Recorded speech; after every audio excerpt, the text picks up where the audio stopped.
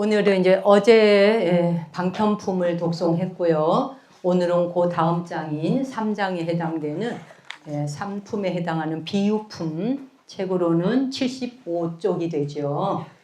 75쪽 오늘 비유품 함께 독송하겠습니다. 오범연화경 비유품. 그때 사리불이 뛸듯이 기뻐하며 곧 일어나 합장하고 부처님 조난을 우러르며 부처님께 사례였다. 이때 세존으로부터 이러한 법을 마음이 이법 미증류를 얻었나이다. 뒷바닥은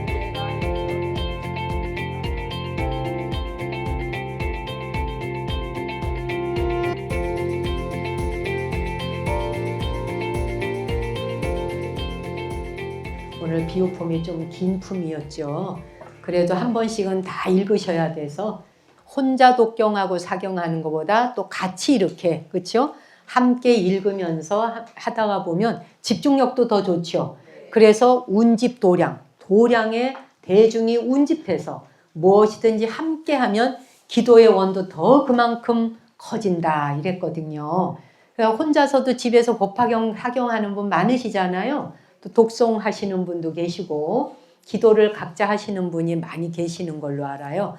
근데 이렇게 함께 모여서 하는 게 기도원이라고 하는 건 상상을 초월할 만큼 엄청나게 공덕이 무궁무진 무량무련합니다. 그렇죠?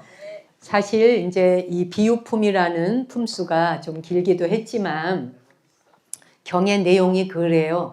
거듭 반복해서 말씀하시잖아요. 했던 말씀을 다시 풀고 또 이제 원래대로의 원뜻을 해갖고 그 다음 개송으로 다시 읽고 그만큼 중요하게 반복해도 잊어버리니까. 그렇죠? 그리고 이제 그 당시에 이게 벌써 경전이 쓰여진 역사가 얼마나 오래됐습니까? 그렇죠? 그 시절의 사람들의 어떤 그 의식, 지금 21세기 AI 시대라고 한다면 경전이 이렇게 펼쳐지지 않았을 거예요. 제가 생각컨대. 지금 이 시대에 만약에 이 경전을 부처님께서 설하신다면 그래도 지금은 한마디 턱 하면 또 알아들을 수 있는 자들도 많이 있고 우리의 의식 수준의 이해력이 많이 넓어졌고 깊어졌기 때문에 아마도 말씀을 훨씬 더 압축하지 않으셨을까. 한 번에 딱 말씀하셔도 알아들었을 중생들이 많지 않았을까. 고구정령이 말씀을 하셔서 거듭 알도록 하고자 하는 것이 이 서리서리 그냥 막 사무쳐 있잖아요. 어떻게 하면은 수레를 줘서 양수레로 나오게 할까 사슴수레를 나오라 할까 어떤 장난감을 주면 저 불난집에 그 불난집이 우리가 사는 사바세계잖아요. 우리 법화경이라고 하는 경이 모범연화경 어제 원래 그 범어로 원 이름이 뭐라 그랬어요? 그치 삿다르마 그다음에 푼다리카 수트라 한번 따라해 볼까요? 삿다르마 푼다리카 수트라. 그래서 삿은 묘하다 오묘하다. 다르마는 법. 그래서 묘법. 그렇죠? 묘법, 묘한 법. 심오하고 깊이 있는 법. 그래서 묘법. 그다음에 푼다리카는 연꽃 중에서 흰 연꽃, 백년이다. 그래서 이 묘법연화경을 제가 이 책 디자인할 때 바깥에 색깔을 흰색으로 한 거예요. 연화경. 예. 흰 연꽃의 경이다 해가지고 그래서 푼달리카는 백년이라고 그렇죠. 그 다음에 수트라는 경적 진귀하고 보석 같은 말씀들을 엮어서 기록한 것 수트라 그렇죠. 그래서 묘하고 오묘한 법에 대한 가르침 즉 연꽃 그렇지 연화의 연꽃에서 피어난 연꽃은 어제 말씀드렸죠. 진흙에서 피어나잖아요. 연꽃이 피어나는 지역은 다 진흙이죠. 진흙이 아니면 연꽃은 못 피어요. 진흙에서 질퍽질퍽한 진흙에서 꽃이 피는데 똥물을 한 바가지 해서 연꽃에 갖다 뿌리면 또르륵 굴러내려. 하나도 때가 묻지 않아요. 그와 같이 왜 이 경전의 책 이름이 묘법연화경인가? 우리 모두 한 사람 한 사람에게 본래의 불성자리는 그렇게 세상 살아가면서 누군가 기분 나쁜 소리를 하더라도 누군가가 그대에게 상처 주는 말을 하더라도 그 어떤 것도 와닿지 않는 것이다. 본래 그대의 참자 참성품 본래 불성자리는 때가 묻지 않는 것이다. 상처 입어본 적도 없고 흠집 하나 나본 적이 없다. 이제 그런 것들을 일러주시는 말씀이 묘범 연화경이죠. 오늘은 어제 이제 방편품 읽고 법문해드렸고 오늘 비유품을 읽었어요. 그래서 보자면 이제 이 비유품에서 사리불이 나는 이미 번뇌를 끊고 아라한과를 얻었다라고 생각했다 그랬죠. 그렇죠? 왜 부처님께서 삼승을 설했지만 이승 삼승 설한 것은 사실은 하나의 방편이었고 내가 원래 너희들에게 깨닫게 해주고 알려주고자 했던 것은 일불승이야 라고 하셨다 그랬잖아요. 자, 그래서 사리불이 나는 이미 번뇌를 끊고 아라한을 얻었어 라고 생각했어요. 근데 왜 부처님의 참뜻인 무생법인의 지혜를 듣지 못했을까 라는 거지. 예. 그래서 이제 그렇게 하면서 스스로를 나는 왜 근데 이걸 못 들었지? 부처님의 왜 무생법인의 그 말씀을 내가 아라한 것까지 증득했는데 일찍이 내가 왜 그걸 터득하지 못했을까? 이렇게 스스로를 책망하는 부분이 비유품에 나온 거예요. 나 이걸 왜 몰랐지? 왜 내가 부처님의 이 정말 무한한 엄청난 가르침에 대한 걸 내가 왜 못 깨달았어? 그러니까 부처님은 초등학생 수준으로도 가르쳤고 중학생 수준으로 가르쳤고 고등학생 수준으로도 가르쳤는데 이 법화경에 와서는 박사를 넘어서는 과정. 박사를 넘어서는 과정에 그냥 이 법에 대해서 남마에 대해서는 전공으로서 환히 꿰뚫어 알게 내가 보여주노라. 그러니까 사리불이 자기는 대학까지 졸업을 한 거예요. 근데 내가 왜 이걸 몰랐나 이러는 거잖아요. 그래서 스스로를 책망하면서 돌아보게 돼요. 그래서 그 돌아보는 지점이 바로 전환점이고 법화경이 우리에게 알려주고자 하는 내용이에요. 그냥 생각이 한 포인트가 탁 바뀌는 거예요. 전환점이 온 시점을 보여주는 거예요. 그렇죠? 사리불이 자신이 얻은 아라한과가 수행의 최종 목적지인 줄 알았거든요. 근데 그 중생의 근기에 맞춰서 잠시 쉬어가는 정거장일 뿐이었구나. 뒤에 가면 화성유품 나온다 그랬잖아요. 화성유품이 휴게소라 그랬잖아요. 그래서 이제 중생들이 그냥 이 법에 대한 말씀을 알려주면은 힘들어 못 알아듣겠어 무슨 말인지 모르겠어 그냥 온몸이 뒤틀려 막 이래잖아. 그러니까 화성이라고 하는 성을 하나 만들어 가지고 여기가 휴게소인데 잠시 쉬어가자. 잠시 쉬었다가는 정거장을 하나 만들어줘서 그래서 이제 거기서 뭐 놀다가 보니까 이제 좀 에너지가 다시 채워지지. 그래서 사실은 이거는 그냥 너희들 쉬라고 임시 만든 거야. 원래 목적지를 향해서 가자. 이제 이렇게 되는 거 아니에요? 그래서 이제 그 근기에 맞춰 잠시 쉬어가. 그래서 이제 그런 세계를 알게 됐어. 그렇게 이제 부처님이 하신 말씀을 사리불이 이제서 이해를 했다는 얘기예요. 그래서 아라한의 한계라는 게 뭐겠어요? 나 개인의 번뇌는 끊었어요.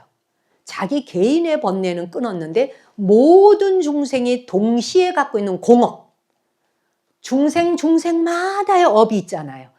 개인의 별업이 있고 지가 지은 개인적 별업이 있고 모든 중생이 우리 지구촌에 80억 인구가 있다면 80억 인구가 함께 공동으로 지어온 공업이 있는 거예요. 이 공업까지 한꺼번에 소멸하고 한 중생도 빠짐없이 모두 구제하겠다라고 하는 그러한 부처님의 법을 온전히 꿰뚫어 알지는 못했었다는 거죠. 뭔 말인지 이해하시겠어요? 그런데 이제 그것을 알게 되면서 이 일체 종지의 길에 들어설 수 있어야 되는데 나 한 사람의 깨달음으로 만족하는. 근데 법화경에서는 그게 아니야. 모든 중생의 공업까지 동시다발로 다 소멸이 되어져야 너도 나도 없는 세계가 열려.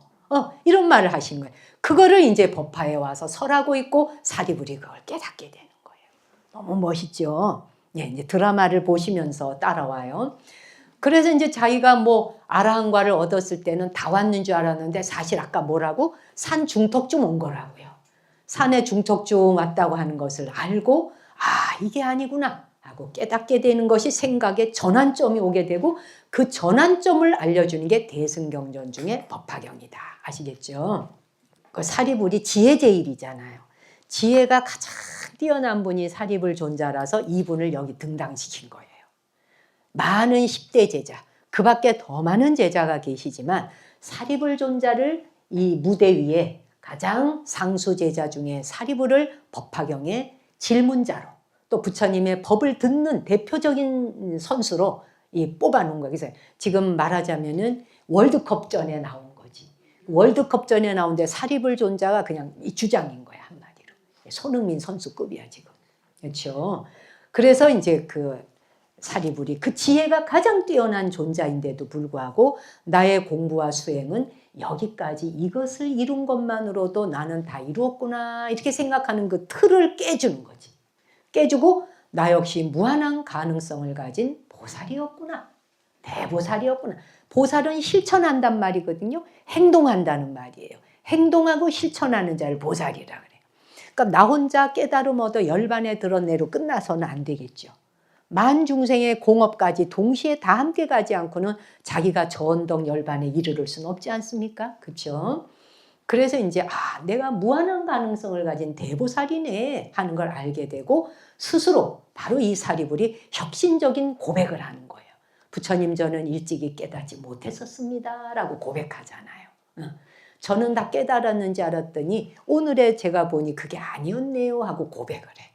그래서 아주 혁신적 고백을 하면서 부처의 길로 들어서게 되는 장면이 비유품에 나오는 겁니다. 그렇죠? 그래서 이 법화경은 사리불한테 수기를 주셔요. 그렇죠? 수기를 주는 수기는 뭐예요? 너는 성불할 수 있어. 미래세에 네가 성불하게 돼 라고 약속을 주시는 거잖아요. 그게 수기지요. 수기를 주시는 이 장면이 바로 뭐냐? 소승과 대승의 벽을 허무는 거예요. 그 장면이. 예. 왜냐하면은 이미 자기가 이제 깨달음 얻어서 아라한과를 얻어갖고 자기가 이미 저 아라한을 얻었는데 말이야. 그래서 다 됐는 줄 알았는데 야 그게 아니야로 일불승으로 연결을 다시 해주시잖아요. 그러니까 이게 소승과 굳이 비유를 들자면 단어상으로 말하는 거예요. 크다 적다 보다. 그러니까 소승과 대승이라고 하는 그 벽을 허물고 일불승이라고 하는 거대한 물줄기로 들어오게 하는 거예요. 그게 바로 수기하는 장면에서 일어나는 거예요. 이제 그걸 행간해서 여러분이 보셔야 되는 거예요. 그냥 단순히 수기 존내가 아니라 그래서 사리불한테 수기를 주면서 내리는 이름이 부처님께서 이름을 내려주셔요. 바로 그게 화광열애다라고 하는 이름을 주시는 거예요. 비유품에서 아까 읽으셨어요. 기억에 없으실 수도 있지만 그래서 이거는 사리불의 미래불의 이름이 화광열애예요. 아시겠죠? 그래서 부처님이 그냥 별칭으로 재미삼아 지어준 게 아니에요. 이름을 하나 지어준다는 건 이 사리불이 쌓아왔던 수행력, 그 수행력과 법화경의 핵심의 메시지를 담고 있는 이름이에요. 화광열애라고 하는 게 화와 광이잖아. 그래서 빛날 화라고도 하고 꽃화라고도 해요. 빛날 화, 화엄경 할 때 화자가 빛이 난다는 화엄, 비로자나를 상징하기도 하지만 연꽃이 피어나는 만개한 꽃을 상징하기도 합니다. 두 가지의 의미를 다 가지고 있어요. 화하고 광. 그래서 지혜와 꽃과 빛이란 뜻이에요. 이름 속에 다 담겨 있어요. 화광. 그래서 화라고 하는 것이 빛이기도 하고 또 이 꽃이기도 한데 화가 바로 뭐냐 하면 꽃화자로 보았을 때는 사리불이 심어놓은 무수한 그 생동 안에 덕화를 쌓았거든요. 그래서 여기서 덕본이 나와. 덕본을 쌓았거든. 덕의 근본이란 얘기예요. 덕의 뿌리가 되는 덕본을 쌓습니다. 그렇게 해서 그 덕본을 쌓은 것이 이제 오늘에 와서 마침내 만개한 거예요. 그래서 화광이란 이름을 받게 된 거예요. 만개를 했어. 공덕을 무수 겁내로 지어와. 그 공덕 쌓은 것이 쌓고 쌓아서 더 이상 갈 데 없을 때 꽃이 피었다 해서 화광이라는 이름을 받게 된 거예요. 그래서 부처님의 지혜로서 피어나게 되었다. 그래서 사리불이 화광열애로서 법을 설하게 될 때 또한 화광열애가 되어서 법문을 설하시게 될 때는 법을 설하실 때마다 그 법문 말씀이 꽃비가 되어 내려준다는 거라. 그래서 화광이라는 이름을 오늘도 꽃 뿌려드렸잖아요. 어제도 뿌렸지 내일도 뿌려요. 우리는 이렇게라도 폼을 잡아야 되잖아. 꽃이 와서 막 뿌려지고 산화락을 하죠. 그렇죠? 그래서 법이 꽃비가 내리듯이 법문 자체가 꽃비 떨어지듯이 떨어져서 그렇게 아름답다 보니까 모든 법문을 듣는 중생들이 환희심이 열린다는 뜻이에요. 그 이름이 바로 화광열애예요. 아시겠죠? 그래서 빛광자를 써서 광이라는 건 사리불은 제자 중에 지혜제일이거든요. 그럼 왜 화광을 붙였을까? 어둠과 무명과 무지와 어리석음을 밝히는 지혜의 빛. 그 지혜의 빛이 희방세계 두루 비출 것이기 때문에 그래서 빛광자를 써서 화광이다. 그런 부처님이 될 것이다. 이렇게 이름을 붙였어요. 그래서 이 이름은 언제 붙여줬느냐? 여기에서 비유품에 보면 붙여주신 지점이 있습니다. 아무 때나 이름을 붙여준 게 아니에요. 석가모니 부처님께서 사리불이 회심했을 때, 부처님, 제가 깨달았는지 알았는데 그게 아니었군요 하고 회심을 해서 마음을 탁 돌이키는 찰나가 와. 그래서 일러주십시오, 일러주십시오. 제가 몰랐습니다. 이런 대목이 있거든요. 마음을 돌이켜서 즉시 알아차리는 그 순간에 부처님이 그거를 확인하는 순간 내려진 명호가 화광열애예요. 아시겠죠? 그러니까 여러분들도 그런 지점이 오면 바로 부처님께서 뭐를 주신다? 이름, 부처의 이름으로 수기를 주신다. 아시겠죠? 그래서 사리불이 나는 나의 깨달음인 아라한에 머물지 않고 모든 중생과 함께 가는 대승의 길을 가겠습니다라고 다짐을 하면서 눈물을 흘리는 거예요. 그 눈물을 흘리면서 그 길을 가겠다라고 하니까 부처님이 그가 미래에 성불할 것을 바로 수기를 하시면서 그 이름을 너는 미래세의 화광열애가 될 것이다 라고 선포하시는 장면이. 그래서 항상 열애의 이름에는 화광열애, 석가열애, 그렇죠? 석가모니 열애가 세존이라 그러잖아. 열애, 응공정변지, 명행조, 선서, 세간의 무상사, 조어장부, 천인사, 불, 세존까지가 10가지가 부처님의 이름이에요. 네. 우리 추사 김정희 선생님도 호가 거의 10개가 넘잖아요. 10개인가? 뭐 하여튼 몇 개 되죠. 많잖아, 이름이. 유명하고 뛰어난 분일수록 이름이 많아. 그 부처님도 이름이 10개야. 세존이라고도 부르고 명행족이라고도 부르고 정변지라고도 부르고 여러 이름으로 부를 수 있어요. 화광열애 또한 마찬가지다 이거예요. 그래서 이름에 대한 뜻은 이제 아시겠죠? 지혜의 빛으로 세상을 비추고 공덕의 꽃으로 세상을 장엄하는 존재가 누구시다? 화광열애시다. 그렇죠? 그런데 이 이름은 사리불이 아주 오랜 수행을 통해서 완성한 이름이라는 사실을 아셔야 돼. 그래서 마침 이제 83쪽을 펴셨으니까 한번 보십시다. 그래서 이제 화광열애라 해놓고 그 밑에 줄에 보니까 그 나라의 이름을 무엇이라고 할 건지 부처님이 나라 이름까지 정해주셔요. 우리는 대한민국에 사는데 화광열애께서 사시게 될 곳은 바로 이구. 그렇죠? 여일리자의 떼구자. 번뇌가 다 사라진 땅. 깨끗하고 정갈한 땅이라는 뜻이죠. 그래서 이구는 때가 하나도 묻지 않은 땅. 어떤 특정 국가를 상징하는 게 아니잖아요. 부처님의 10대 제자 중에 지혜제일인 사리불 존자가 미래에 성불을 해서 다스리게 될 불국토, 그 정토의 이름이 이구국이에요. 아시겠어요? 우린 대한민국이라는 나라에 살듯이 화광열애가 사시는 땅이 바로 그 정토국이 바로 이구국이다. 아시겠죠? 그걸 묘사한 거예요. 그래서 이제 사리불한테 너는 미래에 반드시 부처가 될 것이다 약속하시면서 그때의 부처의 명호는 화광열애이며 그분이 다스리게 될 국가의 이름이 바로 이구국이 될 것이다 라는 얘기. 그러면 뭐예요? 그런데 보다가 보니까 어떻게 돼? 뭐 청정하고 뭐 청정한 땅이 이구예요. 나왔죠. 청정하게 장엄되고 안온하고 평화로워 천인이 막 번성해. 막 천상세계의 천신들과 인간이 막 번성한다는 얘기예요.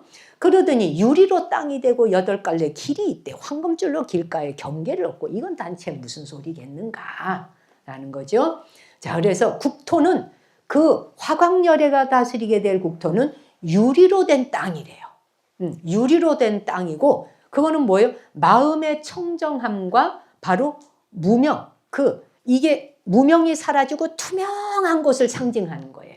유리로 됐다고 하는 것. 그렇죠?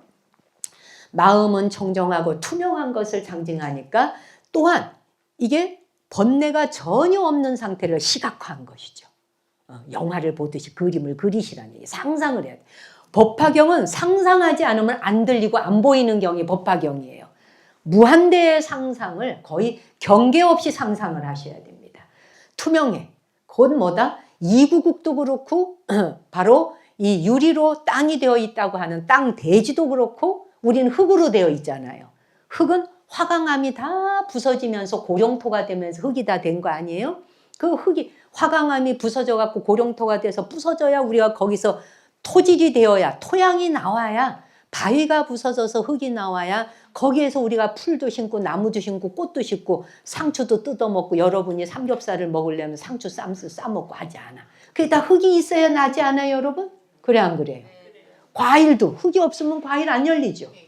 우리는 흙을 의지해서 사는 사바세계란 말이에요. 근데 화광열의 부처님이 다스리실 땅은 유리로 되어 있대. 그 상징은 뭐냐? 실제 유리로 SiO2라고 하는 주소로 만들어진 석영으로 만든 땅을 말하는 게 아니라 투명하여 번뇌가 하나도 없다. 그곳에 사는 사람들은 탐욕심과 욕심과 분노와 어리석음이 없다. 이 말을 상징하는 거죠. 오케이? 자, 그 다음에 8갈래의 길이래요. 길이 났는데 말이야. 사방으로 이렇게 거미줄처럼 펼쳐져서 우리 저 이태리의 저기 폼페이 최후의 날이 영화에 나왔었던 폼페이 지역 가보신 분들은 그 도로가 막 이렇게 막 마차길 있잖아요. 그와 같이 화강열애께서 다스리게 될 그 도로는 8갈래 길로 이렇게 되어 있답니다. 그게 바로 뭐냐? 8갈래 길이 곧 팔정도를 상징하죠. 그렇죠? 정견. 한번 아는 대로 얘기해봐. 정견. 그 다음에 뭐든지 우물쭈물하지 말고 바로 답하기 시작.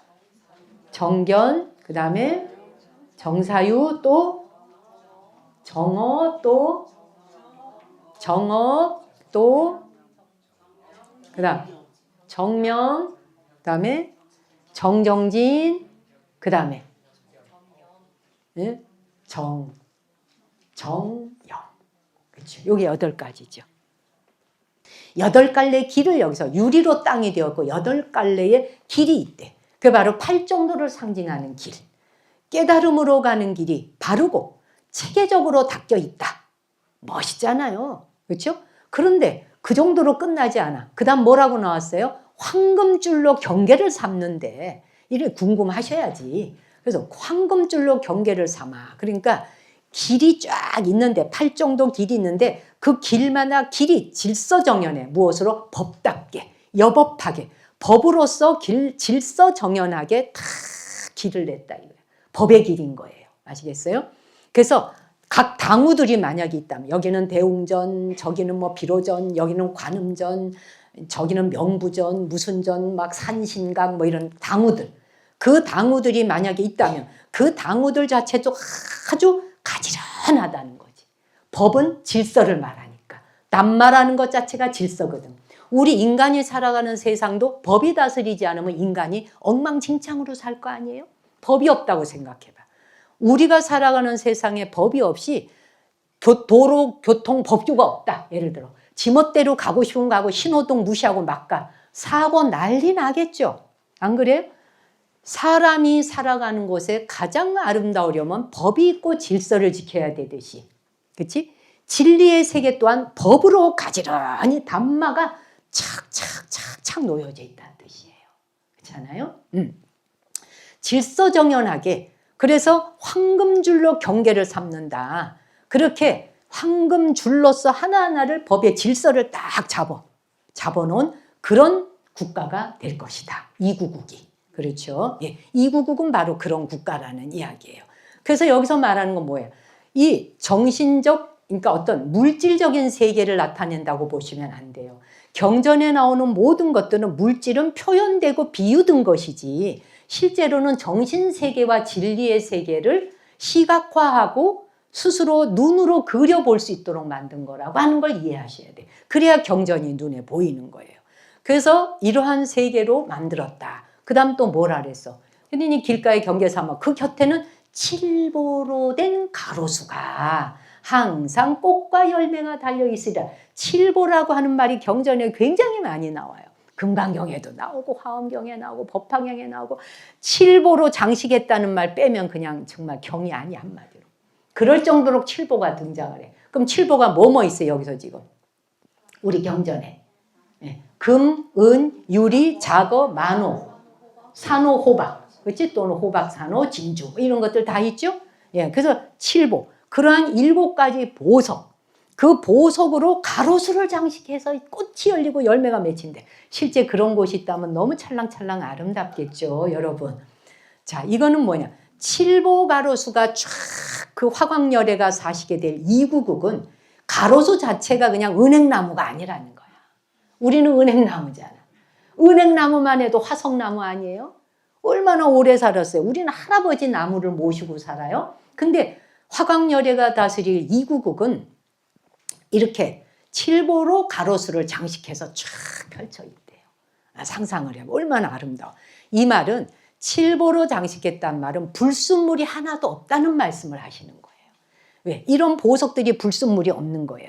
금, 은, 유리, 자거, 만호. 그치? 이게 다 보석의 상징이 번뇌 없음, 깨끗하고 맑음, 이런 거잖아.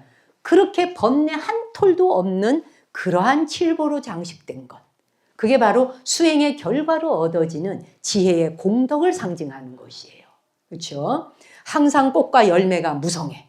그 말은 부처님의 가르침이 끊이지 않는다는 거야. 꽃과 열매가 무성하다는 건 계속 매달리고 따먹을 수 있잖아요. 부처님의 가르침의 법이 끊이질 않는다는 거죠.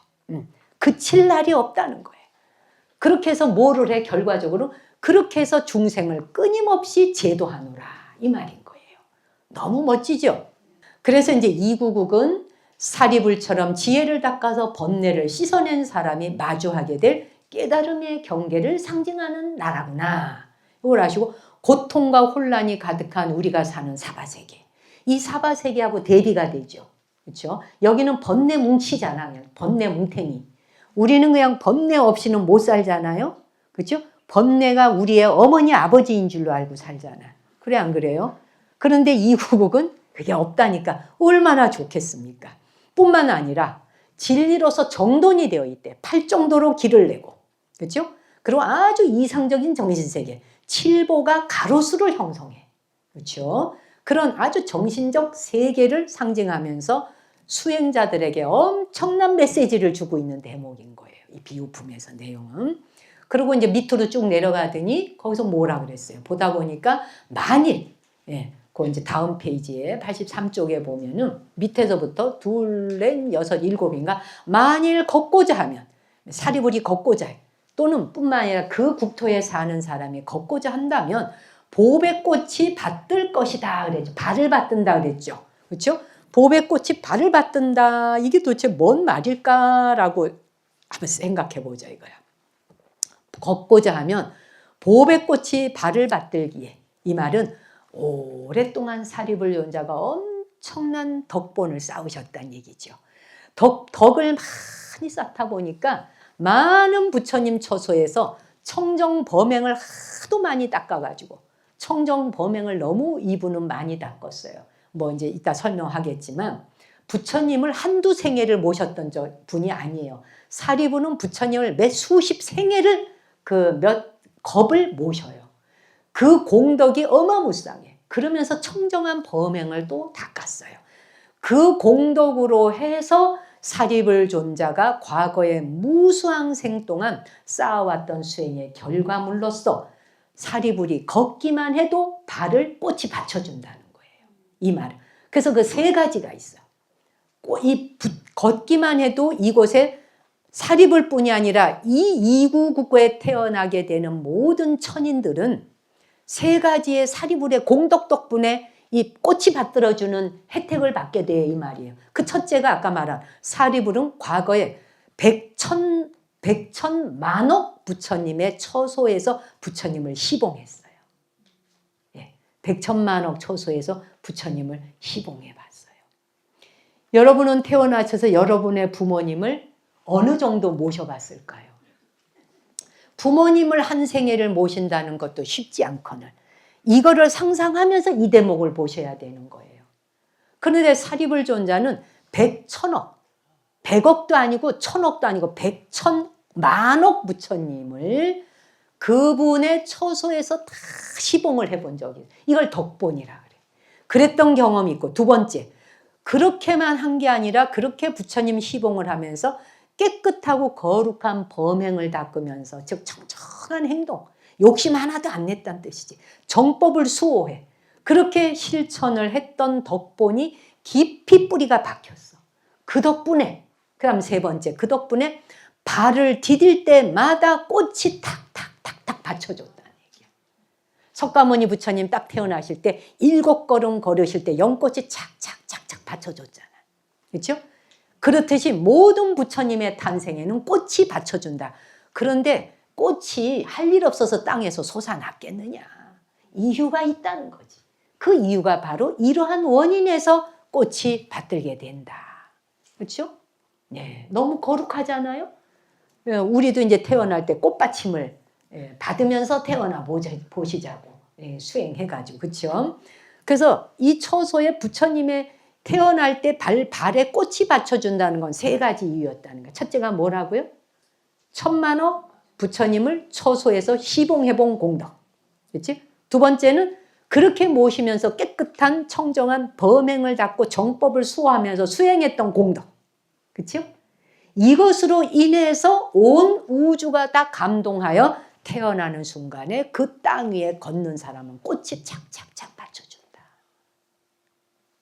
그래서 말이에요. 사리불이 자기만의 해탈을 구하는 수행자로 알려져 있었지만 근데 사실은 과거로부터 보살도를 행했다는 내용인 거죠. 그렇죠? 이렇게 발을 받쳐줄 정도로 꽃이 발을 받쳐줄 정도는 어제 오늘 수행한 게 아니잖아요. 2600년 전에 석가모니 부처님 시대에 태어났던 부처님의 일반 제자가 아니었잖아요. 그 이전부터 부처님을 수도 없이 시봉하고 모셔본 공덕이 무궁무진 무한되었다는 거죠. 그래서 과거로부터 보살도를 행하고 부처가 될 준비를 이미 충분히 했다는 거지. 준비 없이 올림픽에 나가서 금메달 딴다? 월드컵에 나가갖고는 우승컵을 든다? 있을 수가 없는 일인 거야. 우리가 살아가는 세상 속에 그거 하나도 준비 없이 이루어지지 않거늘 하물며 부처의 길, 중생이 확 전환점을 맞아서 거꾸로 뒤집어져 가지고 그야말로 부처의 길로 나아가는 길을 가고자 할 때에 부처 되는 준비를 보통 갈고 닦아야 되겠냐. 그래서 부처 뽑는 집을 선불장이다 하잖아. 부처 뽑는 필드. 그렇죠? 엄청나게 준비하고 훈련해야 되겠죠. 여러분이 하시는 거는 그래서 경독송 하면서 사경도 하면서 뿐만 아니라 행동하고 실천하라.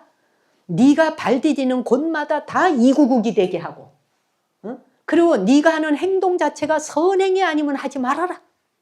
타인에게 다른 사람에게 해악이 되는 것이라면 행동 자체를 하지 말아라. 그게 출전 선불장에 나갈 수 있는 선수가 훈련하는 준비라는 얘기예요.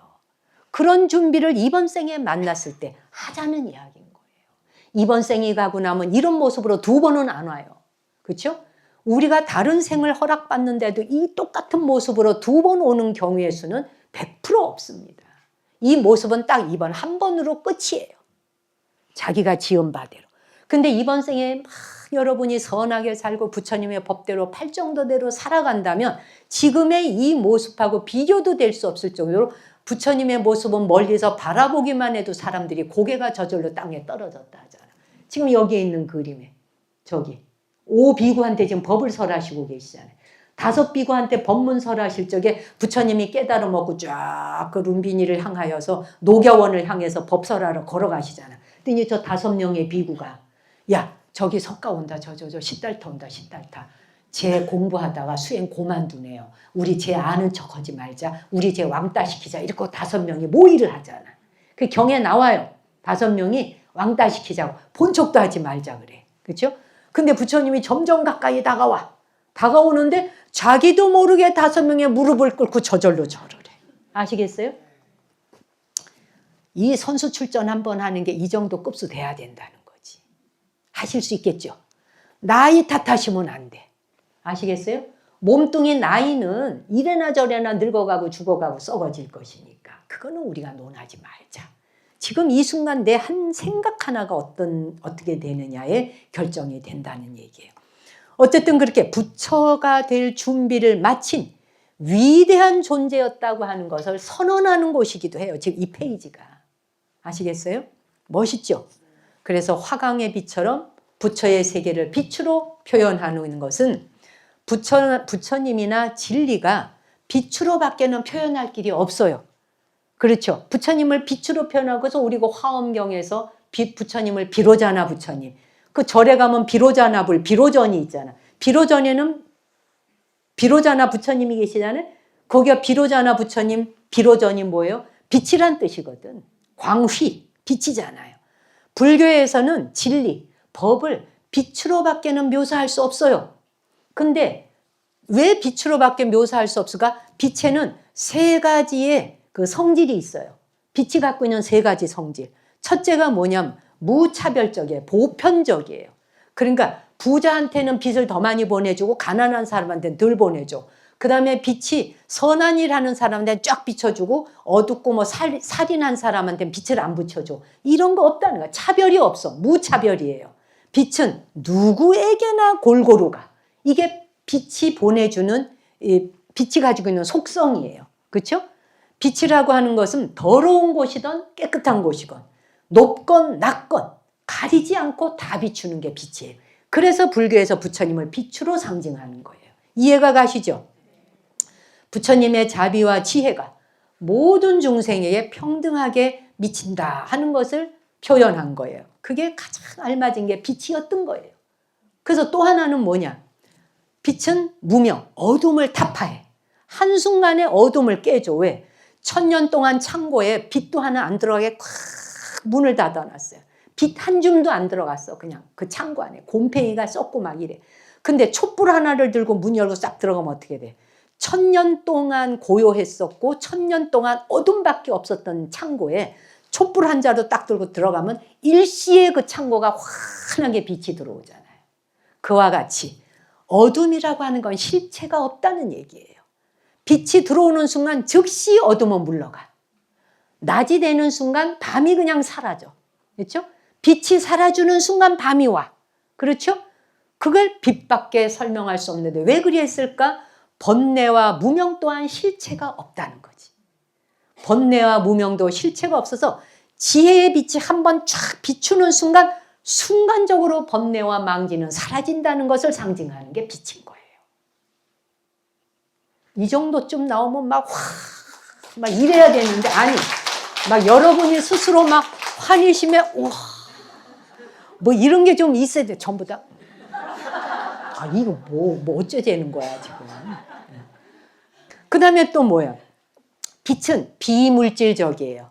다른 거는 다 물질이라 우리가 손으로 이렇게 책도 잡을 수가 있잖아요. 사람도 물질이라 볼 수가 있잖아요. 그런데 빛은 비물질이에요. 빛을 손으로 잡을 수 있는 사람 못 잡지. 도훈아, 빛을 못 잡죠? 못 잡아. 도훈이가 저렇게 알잖아. 부처님이니까 우리 도훈 부처님. 빛은 형태가 없어. 모양이 없어요. 그런데 빛은 어떻게 돼? 비물질이라는 건 어디에나 편재해. 빛은 어디에나 존재해. 그렇죠? 어디에나 없는 곳이 없어. 그래서 우주의 근본 원리인 공과 진리를 형상화하기에 가장 적절한 상징이 빛이었던 거예요. 왜 화광열애라는 이름이 붙었는가도 아시겠지? 왜 비로자나라고 하는지, 왜 불교에서의 부처님의 이름을 최상위인 비로자나다, 빛이다로 상징하는지 세 가지의 의미가 있다. 첫째는 뭐라고요? 빛을 상징하는 게 무차별성, 보편적이다.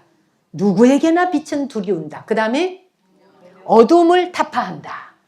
아무리 깜깜하고 어두운 곳에도 빛이 한 줄기 들어가는 순간 어둠이 물러가는 것과 같이 지금 이 순간까지 중생이라고 알고 있었던 나에게 부처님의 지혜가 한 줄기가 내리 꽂히는 순간 지옥세계까지도, 그치?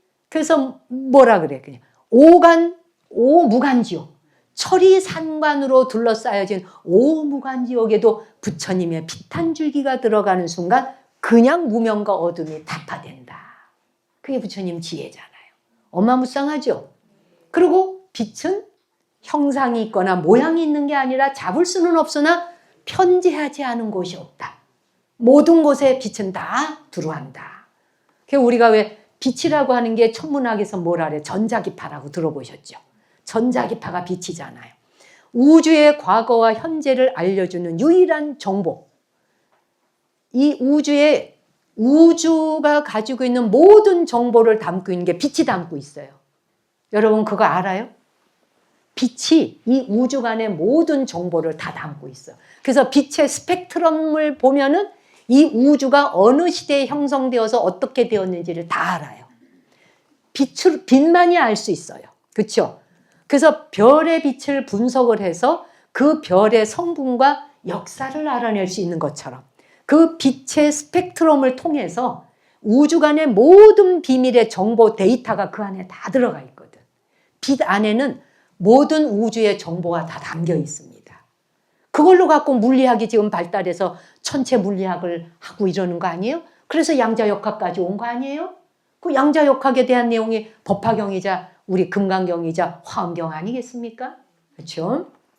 그래서 별의 성분과 그 역사를 별빛 하나만 가지고도 다 분석해내는 것과 같이 부처님의 빛, 부처의 지혜, 그 또한 우주의 실상, 바로 리얼리티한 실상 묘범 연화경이라는 실상이라고 하는 그것을 깨닫게 하는 정보가 그 부처의 지혜 안에 다 들어있다.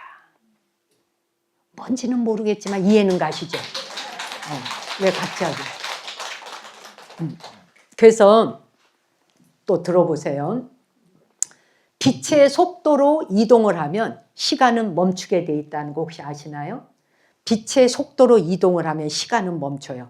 그래서 과거신 불가득, 현재신 불가득, 미래신 불가득이에요. 과거, 현재, 미래가 빛의 속도로 달려가면 시간 자체가 멈춰서 과거, 현재, 미래라는 삼재 자체가 사라집니다. 빛은 과거, 현재, 미래가 없습니다. 시간이 멈춘 상태이기 때문에. 그렇죠? 법화경에서 말하는 영겁의 세월, 그리고 동시적인 깨달음, 영겁이라는 세월과 동시에 깨달음이 일어난다는 것과 이것은 이미 시간을 초월해 있음을 말하고 있다. 빛의 속도로 가면 시간 없다 그랬죠. 시간 멈춘다 그랬죠. 법화경에서 말하는 영겁의 세월, 동시적인 깨달음, 이거는 시간을 초월해 있는 거예요. 여러분. 아시겠죠? 태양빛이 우리 지금 지구는 태양의 의지에 살잖아요. 그래 안 그래요? 우리는 다 태양이라고 하는 항성을 의지해서 지구라는 행성에 살고 있어요. 근데 우리가 태양빛이 지구 생명체의 근원이잖아요. 태양빛 의지 안 하면 우리 못 살죠, 여러분. 그게 근원이야. 그것처럼 불교에서의 빛이란 모든 생명, 즉 모든 중생의 내면에 깃들어 있는 그 불성을 깨워주는 그 에너지로 묘사되어진 거예요. 빛이라는 게. 자, 그래서 사리불의 화광열애라고 하는 이름은 그 태양빛과 같은 지혜, 그 지혜라는 정신적 에너지가 물리적인 빛처럼 온 우주에 가득 차서 단 한 곳의 어둠도 남기지 않겠다라고 하는 의지를 담고 있는 이름이에요. 비유품에서는 화광열애 하나만 이해하시면 나머지는 그냥 다 풀리는 거예요. 어차피 그 정보가 그 안에 화광열애라고 하는 이름 안에 정보가 다 담겨 있으니까요. 사리불이 증득한 아라한의 지혜가 굳이 비유를 들자면 가시광선 빛을 보는 수준이었다고 한다면 굳이 말이에요. 아라한과를 지금 가시광선 보는 정도의 빛이었어. 그런데 화광열애라고 하는 분으로서의 지혜는 우주 전체의 에너지를 관통하는 전체의 빛을 그 스펙트럼을 동시에 다 보면서도 다 분리해 볼 수 있어요. 그거를 일체종지라고 여기서 표현한 거예요. 아시겠어요? 예. 그래서 일체종지를 한 손에 딱 잡게 되는 거예요. 이제 사리불존자의 전생사 이야기를 해드리면서 오늘의 법문은 정리 한번 해보겠습니다. 자, 이렇게 사리불존자라고 하는 그 분을 법화경에 또는 반야심경에 등장을 시키는 거는 다 이유가 있는 건데, 이 사리불존자라고 하는 그 이 분이 어느 정도로 대단한 그 전생사에 공덕을 지었는가. 아마 여러분들이 이거를 듣는다고 하면은 그런 분이셨구나 할 거예요. 사리불이 구도에 이제 열정을 막 불태울 때 안구를 보시했던 말이 나옵니다. 대지도론에. 그래서 이제 뭐냐면 옛날에 이제 막 수행 정진하고 계실 때 한 바라문이 길을 지나가다가 사리불존자 앞에 나타나면서 막 통곡을 해. 대성통곡을 하면서 길을 가로막고 서가지고 존자님, 우리 어머니가 불치병에 걸리셨는데 오직 수행을 열심히 하시는 분의 수행 잘 하시는 보살의 누나를 다려 먹어야 병이 낫는답니다. 이렇게 얘기를 했어. 그러니 제발 도와주십시오. 그랬더니 사리불이 생각하기를 이 몸은 언젠가는 죽게 되고 썩어 없어질 것인데 내 이 눈 하나로 한 생명을 살릴 수 있다면 보살의 자비심으로 못 줄 것도 없지 하고는 눈 하나를 왼쪽 눈을 파내요. 파가지고 바라문한테 줘요. 그랬더니 바라문이 그 누나를 받아가지고 이제 보는데 피가 막 흐르면서 막 사리불이 고통을 느끼는데도 불구하고 그 고통 속에서도 막 환희심이 나. 막 그냥 뭐 아유 할 것도 없지. 금강경에서 부처님이 사지다리가 다 잘려나갔는데도 나는 단 한 번도 거기에 대해서 내가 분노하거나 아무 생각 없었다. 모든 부처님 경에 이런 얘기가 다 나와요. 자, 그런데 막 환희심이 일어나. 그런데 바라문이 그 눈을 받아들더니 의사가 오른쪽 눈을 다려 먹어야 된다는데 왜 왼쪽 눈을 파주느냐 이래요.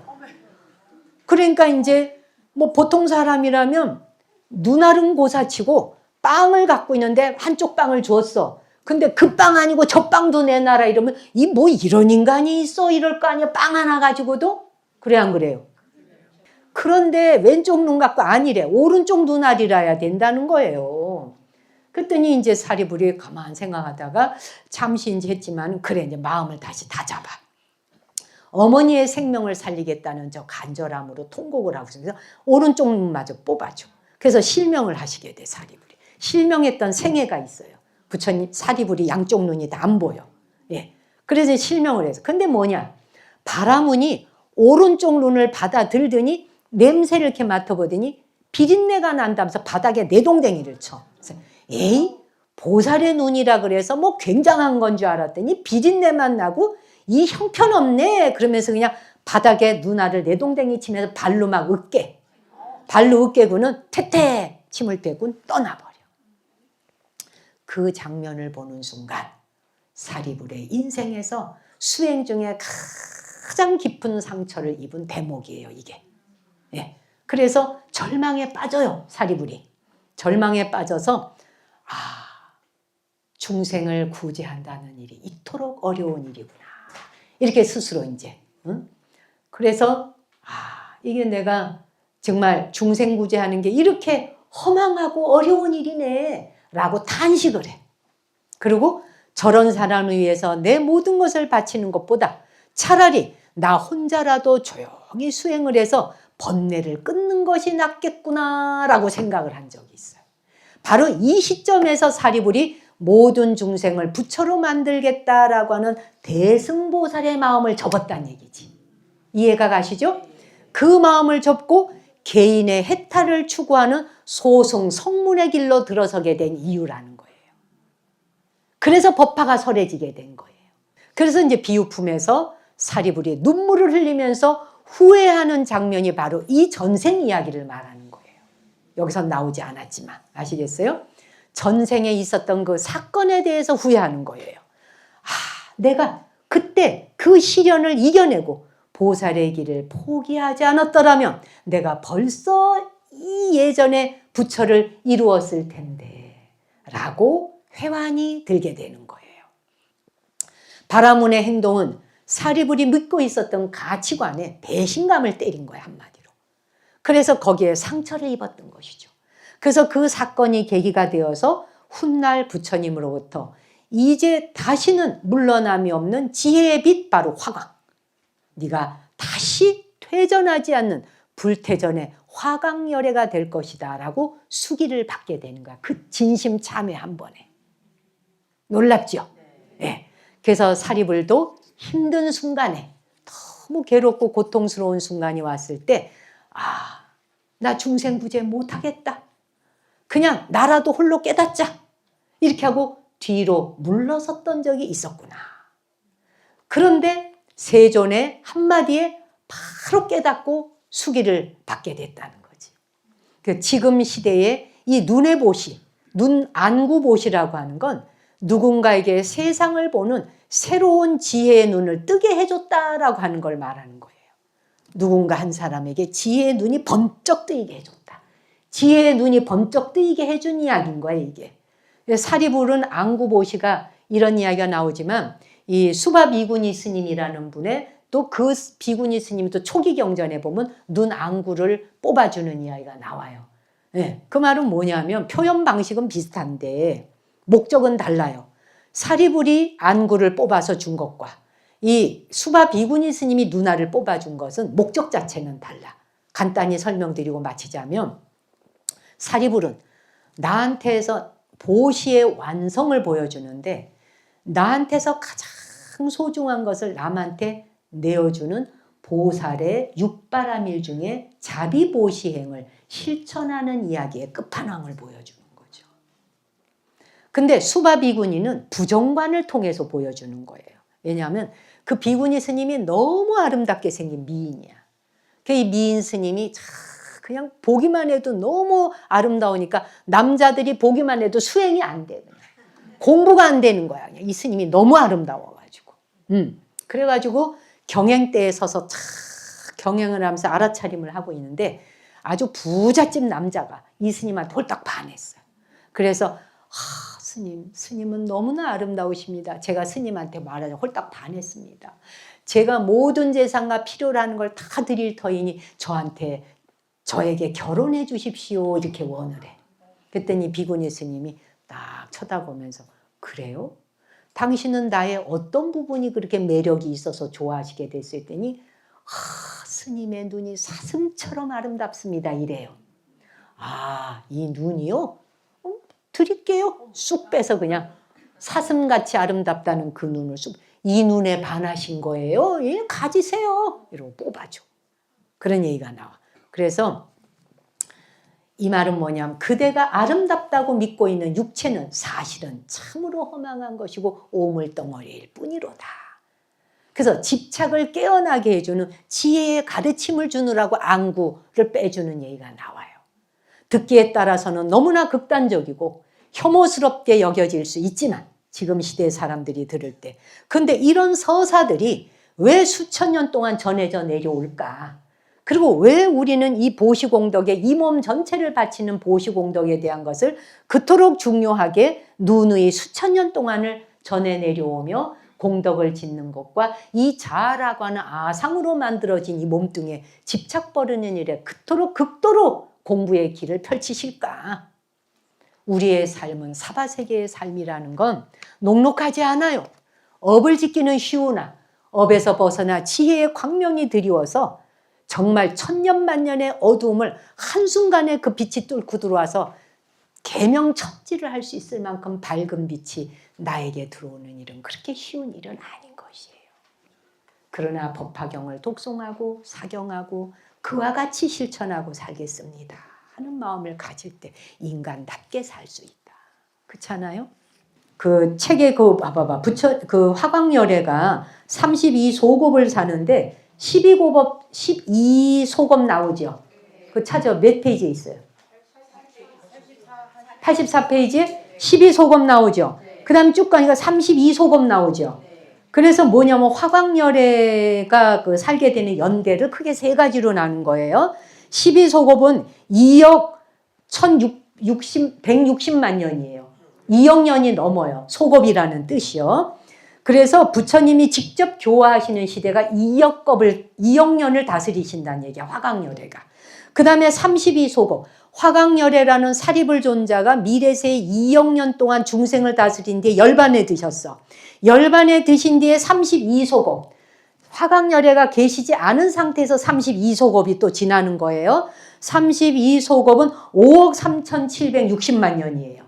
네, 5억 년을 다스려. 이거는 가르침과 수행이 유지가 되는 바로 정법 시대를 말해요. 아시겠죠? 그 다음에 또 32소곱이 나와요. 그래서 이것도 또한 5억 3,760만 년이에요. 이것도 가르침과 형식은 그대로 남아 있어요. 그런데 깨닫는 자가 드문 상법 시대예요. 그래서 부처님이 직접 다스리는 시대가 2억 12소곱. 그 다음에 정법 시대가 32소곱. 정법 시대 32소곱, 정법 시대가 32소곱. 아시겠어요? 그러면 거의 12억 년이 지나가죠. 그래요, 안 그래요? 10억 년 이상을 다스리시는 거야. 부처님이 화강열애가 열반드신 뒤에도 10억 년이란 세월이 지나가. 그러고 난 뒤에 누가 나온다 그래요? 그 다음에 바톤 받는 분이 누구예요? 견만보레보살. 견만보레보살 나오죠. 그 속업 지난 뒤에. 예. 요렇게 하나하나 글자를 뜯어봐야 뭔 소리인지가 보이거든. 사리불이 닦아놓은 그 토양 위에서 다 12억이라고 하는 속업이 다 지난 뒤. 그리고 나면은 견만보레 보살님이 나타나. 그래서 그 보살님이 바톤을 이어갖고 그 다음 또 대를 이어가요. 말하자면 중생부재를 하는 데에 끊이지 않겠다는 뜻인 거예요. 그래서 법화경이 희망의 경인 거예요. 이 법화경에서는 중생을 한 중생도 구제하지 않지 않는, 한 중생도 남김없이 구제한다는 말이에요. 한 중생도 그 부처 안 됐는데 남겨놓고 부처님 혼자 덜렁 떠나지 않겠다. 대를 이어가면서 항상 중생의 손을 잡아줄 거야. 언제나 부처님은 중생의 손을 놓는 법이 없어. 이 말인 거예요. 아시겠어요? 너무 아름답죠? 모든 부처님들을 위하여 박수 한번 보내드릴까요? 네, 감사합니다. 자, 오늘 일어나시죠.